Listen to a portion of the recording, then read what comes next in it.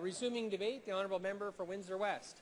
Thank you, Mr. Speaker. It's a pleasure to rise here on C-20, free trade agreement with Honduras. And as New Democrats, we support trade, but we do so in a much more mature and robust way than this government has been doing.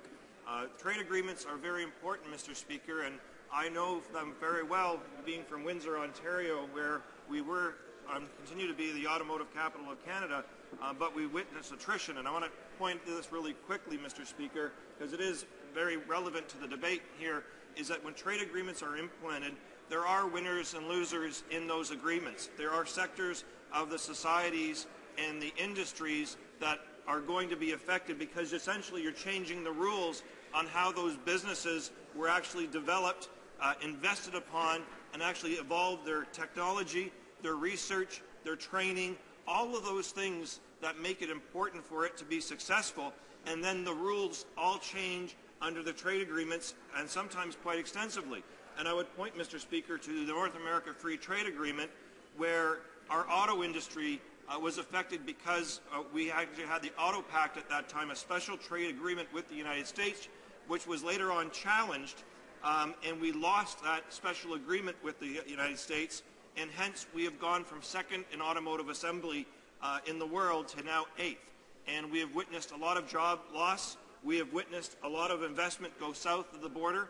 We have witnessed many people lose good, solid income and value-added income and value-added employment that can lead to the success of Canadians being able to afford to send your kids to university or college or post-secondary education, being able to invest in it for retirement, having money available for our health care system and other types of infrastructure.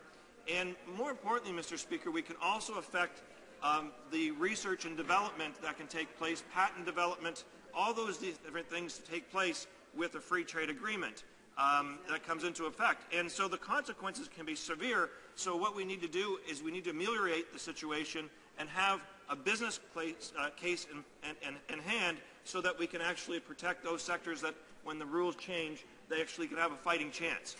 And we're seeing further attrition, potential attrition, Mr. Speaker, with the South Korea trade agreement that is going to be implemented, where the auto industry, again, is going to suffer because the phase-out of some of the tariffs won't make a difference because they have non-tariff barriers, and the non-tariff barriers in South Korea make it difficult for us to send vehicles into South Korea versus them of actually dumping vehicles into Canada and being much more successful. So when we're looking at Honduras, we also have to look at a couple of different fundamental things as New Democrats. We want to see, for example, democracy, the environment, labor standards, and whether they reflect Canadian values, because when we're going to compete against somebody, then we can undermine ourselves if people can use the environment as a dumping ground for byproducts. They can use it as a shortcut. Labor standards, are we actually encouraging the development of further substandard labor standards? And we know the textile industry in Honduras has some question marks related around it for sure. And we also want to look at democracy.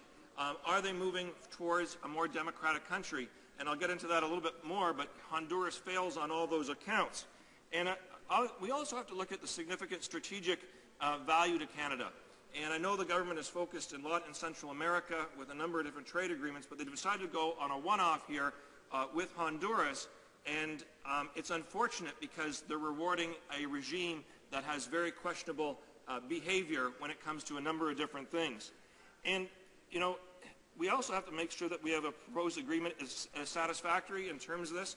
Now, basically, we've been negotiating agreements with environment and labor side agreements, but they're not enforceable, and they don't have the teeth that's necessary to make sure that we can actually do something about it. So we all know that, I mean, when you're dealing with a force out there, whether it be a bully, whether it be somebody that's committing questionable practices, if you don't have a carrot and stick approach, then you're just basically leaving yourself to be vulnerable.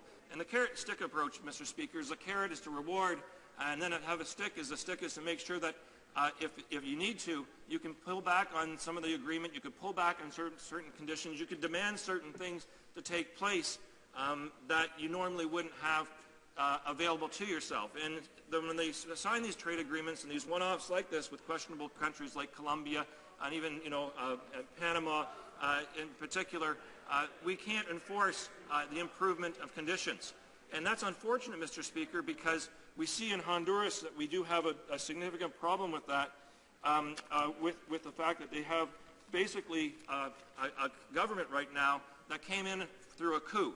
In 2009, there was a coup to topple President Zelaya, and what's happened is this military coup has then formed the basis and the continued problems that have gone on for decades in Honduras. And instead of cleaning up and rewarding this situation, we should actually be pushing back. In fact, we do know that the United States, the European Union, the UN General Assembly, and many Latin American nations all spoke up and talked about this abuse, and they talked about the problems in Honduras, whereas Canada made relatively no noise whatsoever.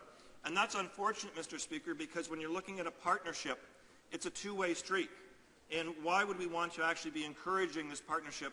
And some would argue, well, that's why you have to open these doors and do all these things. But again, when we don't have the tools or the resources to push back against them, or we don't put benchmarks in place for them to be reached, then there's no motivation for them to do so.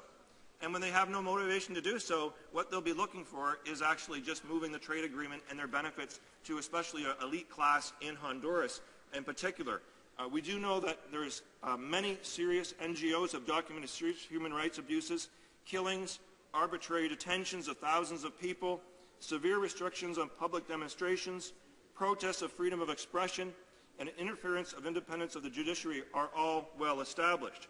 And we also know, Mr. Speaker, there is a lot of drug smuggling that comes through Honduras. Some of it is the worst in the regions. In fact, much cocaine goes through Honduras. So why would we want to partner with basically a state that is moving illegal drugs, that some of it comes to North America, significant does, including Canada? It doesn't make much sense. Again, why wouldn't we benchmark that the drug nation, the drug effects would actually be reduced and measured over time as we continue the relationship going with regards to free trade? And that's unfortunate that we've had that missed opportunity to do this, and this is why we can't support the government on this. This is a military government of Honduras, essentially, and it's interesting too, Mr. Speaker, when you look at its ranking, Honduras is currently Canada's 104th export market in terms of its value. We export 38 million and we import 218 million, and we have a deficit. And this has been the theme of this government, is moving us from a trade surplus to a trade deficit. In fact, we've also eliminated our manufacturing surplus exports and now have manufacturing value-added deficit. And again, what we're looking at here is the natural resources sector benefiting and the value-added jobs disappearing. And they don't have to disappear, Mr. Speaker, because Canadians are well-trained, they're well-researched, and they have good experience in many sectors, but we have to make sure we protect them in a sense of providing the proper export market. So Honduras doesn't rank as a strategic priority for that. We were, again, talking today in the House of Commons about where the EU deal is. It's disappeared. We don't have the text for it, and we haven't seen any action with regards to the European Union. And there, at least, there is better options for value-added manufacturing and value-added products of food being able to get out there. And I think, Mr. Speaker, it's important to talk about this government's lack of respect for understanding a comprehensive trade strategy. We are concentrating on these small markets in Central America without any type of strategy overall to improve labor, environment, and also the quality of life of the citizens. We should be measuring those, benchmarking them, and demanding them to be improved so that Canadians compete in a fair and responsible, reasonable way.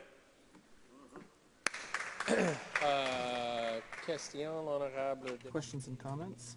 The Honourable Member for Jean Daubert.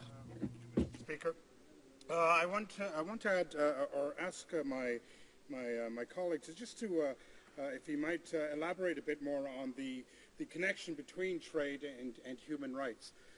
We have issues in terms of we are constantly being told, or the government wants to tell the public that the NDP is against trade, but I think what is more accurately is we are pro-people and pro-workers. The issues in Honduras, the human rights record in Honduras is problematic. And is there a concern that a free trade agreement such as this, without human rights elements, could be feeding the human rights issues in Honduras? The honourable member for Windsor West. Thank you, Mr. Speaker, and thanks to my colleague for the question. And I absolutely, and here's the point I'd like to drive home, and here's a couple of facts, is that the UN Office of Drugs and Crime estimated in 2011 there were 92 murders per 100,000 people per year in Honduras, make it the most violent country in Latin America. And then since in 2012, it reached a record high of 7,172 homicides. And then since 2010, there have been more than 200 politically motivated killings in Honduras. And here's the real kicker to this, is that the people that we would want to be doing business with, that are trying to go pro-democratic, are being killed in this country that we want to now increase trade and relationship with. It's exactly backwards. What we should be doing is we should be protecting those individuals by benchmarking the actions of this government to make sure that those people are going to see proper justice and are not going to be killed and are not going to leave a void of good people that want to do the right thing. When you have so much cocaine moving through this state, it makes us very vulnerable to increasing the wealth and capability of them to produce drugs and distribute them around the country and the world, and including Canada. Questions and comments?